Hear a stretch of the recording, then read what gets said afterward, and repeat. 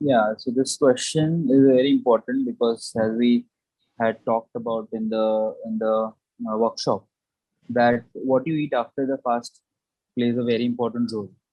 So during that time also I had mentioned that we should have something which is cooked, and we should have a wholesome meal which has all the six tastes in it. Ras, Madhura Amla Lavana, Katu Tikta Kashaya, sweet, sour, salty, bitter, spicy, astringent. So this six taste should be there in some proportion. Coming to wheat, yes, wheat can be had post fasting. Make sure that you're not overeating.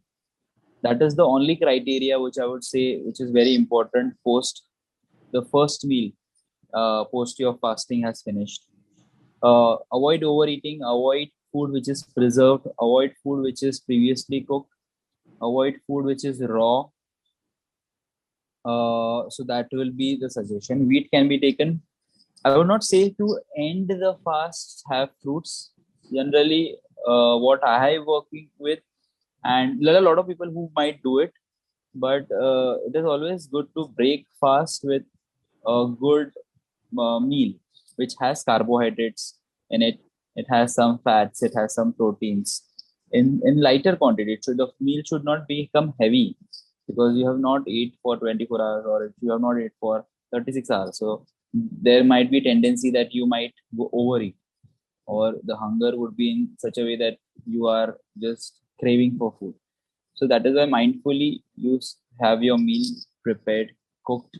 It should not be overly spicy. It should not be overly salty. It should not be overly sweet. But you should have a sweet in your meal post fasting.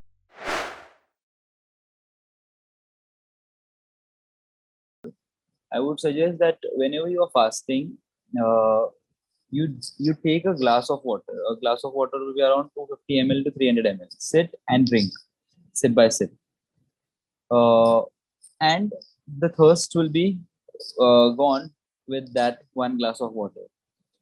Now you don't have to overdo it. Again, when you feel thirsty, maybe it might be half an hour, it might be 1 hour. You again drink a half a glass or half a glass or a glass of water. That could be a good way to go about it. I would suggest maybe half a glass per 1 hour can be a good ratio, but I will not say that this much amount of water should be taken, because that will vary from person to person. It might vary from place to place, season to season. It can change. So being mindful when you're practicing is very, very important. So you understand what is the requirements.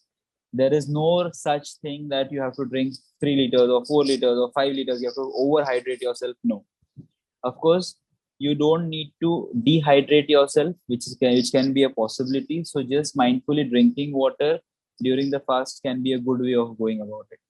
When we talk about fruits, I has was suggested, select a fruit and stick to it.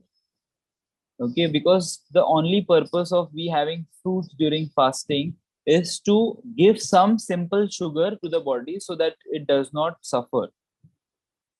For people who have advanced, they might not require that as well. So if you give different taste to the taste buds, so the desires will be created. So we don't want the desires to be created during the fast. We want the desires to calm down. So for that purpose, the food here is just to help your satiety, so to help calm your hunger, which might, in the cases of people who get headaches or who cannot tolerate hunger. First, about the water, I think what you said about checking in with yourself every half an hour, you can just ask yourself, am I thirsty? Yeah. And the body gives you a signal. When we eat food also, like, we know how much we're eating really, because we know when we're really, really full. Yeah. Like sometimes we say, that, oh, I've eaten up to here, I've eaten up to here, I can't eat more. Means we get signals that we have eaten excessively. Yeah. Similarly, if we can start assessing our water intake in the same way, am I thirsty? Do I feel thirsty in my body? Then yes, go ahead, sip on a glass of water while you're sitting down. If you Right. don't feel thirsty, then you can wait for some more time and then check in again with yourself. So this way, dehydrating yourself during the fast also, and you're not even overhydrating yourself, which can actually be a tendency, because we sometimes feel that, oh, I have to have at least 4 liters of water today because I'm fasting and I should consume that much. But sometimes it's not required, as doctor said, depending upon the place, the situation, your activity, it can differ from this thing. So the best is, what you're doing, so your body will also know. Body has that intelligence. Just check in with your body and you'll get a response. About the fruit as well, and I saw in some of the things that you all shared with us, the Google forms, Yeah. that some people are combining the fruits like mango and peach or mango and grapes. So I'm not sure whether they are being combined at the same time, like they're eating together, or there's a break between them. If you want to consume more than one fruit, one kind of fruit, then it's best to have a minimum of 20 to 30-minute gap between different fruits. So this will help for example, if you're eating watermelons, doctor mentioned this also in the program, that they should be had on their own. They should not be mixed with any other fruit. If you're having papaya as well, it should be had alone, should not be mixed with any other fruit, because certain enzymes and juices are secreted by the body specifically to digest that. So it's best to have one fruit at a time. Maybe if you're feeling hungry, have more of that one fruit, but don't mix another fruit, is the suggestion. Or if you want to really mix, then wait for 30 minutes and then have another fruit.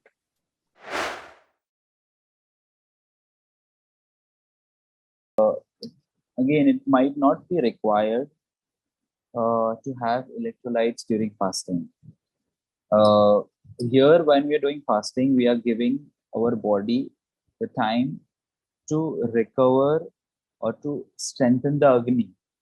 If you look at it from a physiological point of view, we want our metabolism to find its way, to find its path. So we are not dehydrating. Electrolytes are taken in the case of dehydration, or in the case of when we are having diarrhea or this kind of diseases, where there is excessive dehydration and there is lack of strength. So then we add the electrolytes so that the absorption happens better. The ions goes in. But here in this case, there is no such scenario which is happening. So in that case, I would not suggest, or there is no requirement of electrolytes. Just by hydrating yourself, it will be more than enough to maintain the blood fluid levels, the body fluid levels. So that will not be an issue. So I think I would not suggest having electrolytes during fast.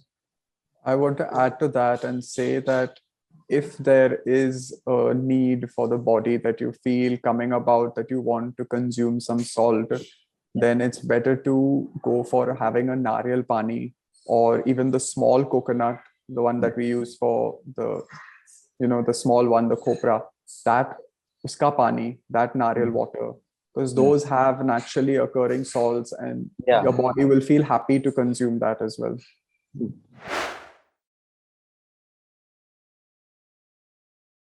Actually, we have the word vrat, when we talk about upvas, even this word vrat comes about. And vrat is usually translated to vow. But actually, what it means is that it's vrat means you are actually instilling a particular behavior or a particular habit that you want to cultivate.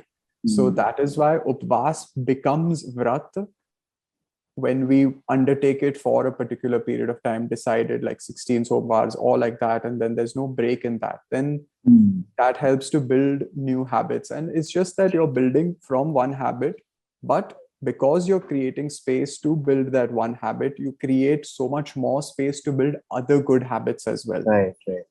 So we should not look at it again with just as a tunnel vision view of upvas only, but it has its like the domino effect of it will take place in all our other aspects and habits in life.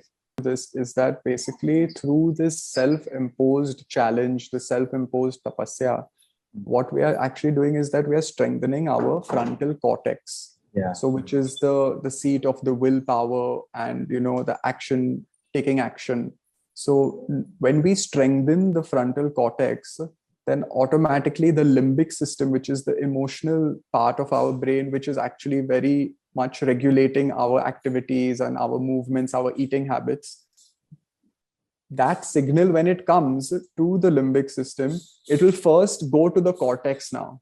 And then the cortex will have more strength to decide whether it is going to succumb to that emotional call or that Right. trigger that is there. Should Right. I go and eat that? Or Right. should I just break it like that? And then through not doing that, through imposing yourself, no, refraining yourself from it, we are strengthening that cortex. So Right. in that way, it helps to, basically, we're working directly with the nervous system as well out Right. here. So the two kinds of scenarios which we have created here. The first one is where uh, people are over exerting, and due to that they are getting exhausted. For them, I would not suggest that they start with, if they are beginners, that they start with water fasting. They should have the different options which are there with regards to what we have discussed in the list of solid foods which they can have during fast, right? And because the amount of physical activities which they are having in the beginning would not allow them to do their functions properly. So they should have this option, solid food options with them while fasting, which will be a which will be still lighter than what they have on the rest days, and still limiting from whatever we are having already. So that is the first option. For second option, for people who feel lazy or they feel like they are being pulled, the inertia increases with fast, heaviness and this kind of. I would suggest that this will get better as you grow into the fast. Grow into the fast means if you have done it for 4 weeks or 5 weeks or 6 weeks, it will start getting better. I see that has the ama, the toxins which are there in your system, which is creating, which is the thermos which is there in your system, which is pulling you down, and that is the uh, marga avarod, which we called it, the obstructions which are there in the channels of this people, which will take some time to get cleared.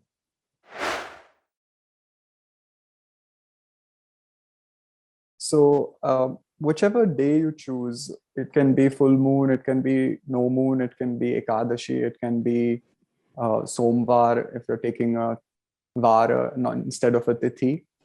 You can follow these same rules that we have already followed for this particular Somvar Upvas as well.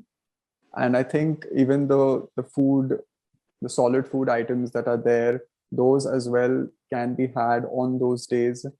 So depending upon your time, your place, your constraints, you can choose the fast that you would want to undertake. But once you've chosen that, then try and stick to that. Why I recommended Ekadashi is, so there is a story that that comes from, I mean, I heard it from my mother. So I'll tell the story first, and then I hope that explains the spiritual and the other aspects that you asked about. So there was a kingdom, and in the kingdom there was a couple that lived in the village, and one day they had a quarrel, and the husband and the wife were angry with each other. They were not talking to each other, and they were so angry with each other that they even decided that we're not going to sleep together in the same room. So they slept in different rooms. And it so happened that because of their anger, they didn't feel hungry and they didn't eat at all the entire day. So, and it so happened again that that day was the 11th day, which is the Ekadashi. Now, in that kingdom, a Vimana used to come. I mean, Vimana means like a flying object or like a space thing. It used to come and it used to pluck the flowers from there to take it to Venkut, to take it to Vishnu's abode. The gardener of the kingdom in the garden, he knew that these flowers, something is happening. They're going away, they're disappearing every day. one day he took some dry leaves and he just burnt it near those flowers. The Viman came and took the flowers, but because of the smoke that was coming out from the burnt leaves, something happened to the Viman and it was not being able to take off. So now they were stuck over there. So they went to the king. They went to the king to get help to start the Vimana. So the king had his subjects who were there to assist him and tell him what is to be done in such a case. So one of the subjects told him that in your kingdom, there is a couple who has performed the Ekadashi fast. Knowingly or unknowingly, but they're in your kingdom, they have performed this Ekadashi fast. I suggest that you go to them and you ask them to give you the punya which they have received from that fast. Means the merit, the virtue that they have received from that fast, and maybe your Viman will start. So he said, okay, fine. They went to that couple, and the couple they didn't know anything what has happened. They were like, what punya, this, that. But then they said, okay, fine, we'll give it. We have no problem, so that you can go back. And they gave the punya, the Viman started, and the Viman was able to go back to Venkut. Now the Viman went back to Venkut. All the devas, the devtas were there. They heard of the story and they said that, oh, this is what is happening in the kingdom. Now, what was happening in the kingdom? The king, after he got to know about this Ekadashi Vrat and this Ekadashi fast that they did, he said that these people did it unconsciously and they got so much punya. What if we do it consciously? And what will happen then? So he decided that, okay, fine, from now on every 11th day, on every Ekadashi, the entire kingdom and all the citizens are going to fast. So everyone started, and he said that 10th, 11th, and 12th, all the 3 days. So on the 10th day, you start eating less. So you start eating less and you prepare for the fast. On the 11th day, no food. And on the 12th day, again, when you're breaking the fast, you don't eat a lavish meal, you eat again less. And then you continue into the rest of the week. So this went on for some time, and the kingdom started to flourish, and there was prosperity and wealth, and the king's name was spreading throughout. It spread throughout that again the devtas got the message that, listen, they're doing this Ekadashi Upvas and all these things are happening. So they decided that we need to, do the bhang of this. Like, we need to stop this from happening because it's becoming like a Venkut and king over there. Only no one wants to actually come to Venkut. So they decided to send Mohini. So a beautiful woman, Mohini, created by the Devtas, was sent to distract the king.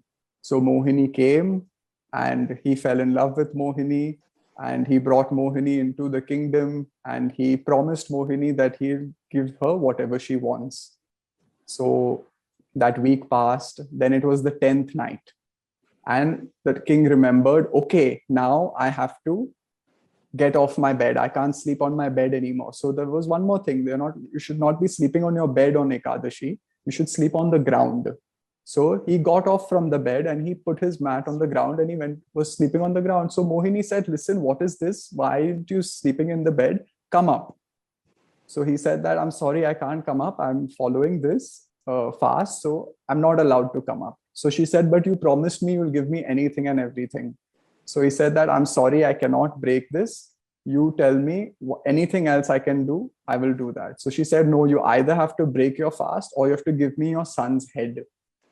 So he said that, oh my God, what do I do now? And he said, I will not break my fast. And he said that you can take my son's head. So then what happened? The son was called and the son said, okay, fine. If my father feels that this is what should be done, then I'm not the body anyways. I'm ready to give it up so that the kingdom can continue to be as it is. So when he said this and he surrendered himself, Ekadashi as a Devi came and she stopped this from happening and said, no, this will not take place. She killed Mohini then and there, and the kingdom continued to flourish as it was. So this is a story that was my mom shared with me, and she told me that it was shared to her by her mother and her mother's mother. It's just been going on. Beautiful. So yeah, I think there's so much that we can gain from understanding about the story, and the grit, the willpower, all of that, and the punya that comes from fasting, from performing upvas, specifically on Ekadashi, but any other upvas also. We have to not be very greedy with that. Like, oh, I'm doing this, I'm going to get punya. You can give it away. So dana becomes a very important part of upvas as well. So on the days of upvas, it's good if you can do some kind of charitable work. Maybe you're giving food to someone who is not being able to get food, or some kind of charity where you feel is the best way it can be done. So in that way, you're serving a greater purpose. Vas is not just me, I'm going to get benefit from this. We live in society, and there's a larger scheme of things that's happening. So we can share what we receive also as well.